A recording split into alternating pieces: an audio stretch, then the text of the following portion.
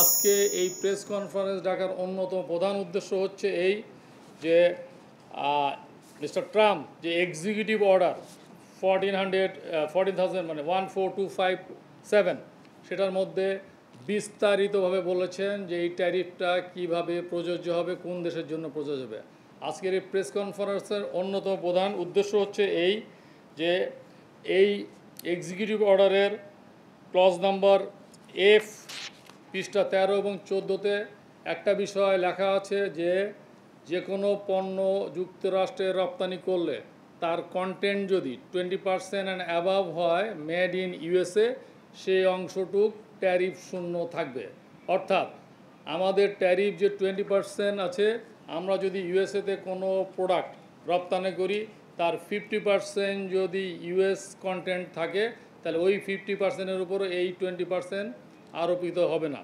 So আমরা এ ব্যাপারে ক্লারিফিকেশনের জন্য গতকালই আমরা সন্ধ্যায় কথা বলেছি যারা এগুলো নিয়ে কাজ করেন ইউএসের যে বিভিন্ন প্রতিষ্ঠান, আর আমরা অপেক্ষা আছি মাননীয় বাণিজ্য উপদেষ্টা এবং নিরাপত্তা উপদেষ্টা আসলে এই ব্যাপারটা ক্লারিফাই করার জন্য। কারণ এটা যদি আমরা করতে পারি এবং এটা যদি ইমপ্লিমেন্টেবল হয়, যদি করা যায়, তাহলে আমরা ইউএস কটন বা ইউএসএ ফাইবার বেশি মাত্রা ইম্পোর্ট করার ব্যাপারে আমাদের মেম্বারদেরকে আগ্রহী করব, যাতে করে ট্যারিফ 20% থেকে নিচে নেমে আসে, অ্যাটলিস্ট 16%-এ নেমে আসবে যদি মিনিমাম 20% কন্টেন্ট আমরা ব্যবহার করতে পারি।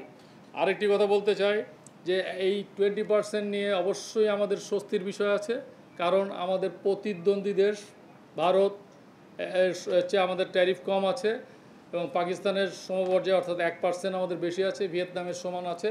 তো আমাদের প্রধান প্রতিদ্বন্দ্বীদের তুলনায় আমাদের ট্যারিফ সহনীয় পর্যায়ে আছে বলে আমরা আপাতত স্বস্তি প্রকাশ করছি।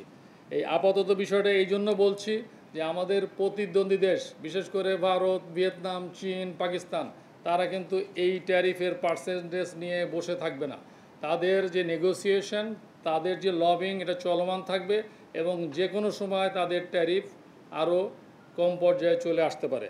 সো আমরা এখানে বলতে চাই যে এখানে আত্মতুষ্টির কোনো সুযোগ নাই, কারণ যুক্তরাষ্ট্রের সর্বশেষ নির্বাহী আদেশে স্পষ্ট করে বলা আছে কিছু দেশের সাথে যুক্তরাষ্ট্রের বাণিজ্য বা নিরাপত্তা চুক্তি আলোচনা এখনও চলমান আছে। বিগত দশকে কর্মক্ষেত্রে নিরাপত্তা ও সামাজিক পরিবেশগত সকল বিষয়ে একটি ব্যাপক পরিবর্তন আমাদের এই পোশাক শিল্পে এসছে। এখন আমাদের এই সক্ষমতা কাজে লাগাতে চাই আমরা আমাদের নিজেদের প্রয়োজনে।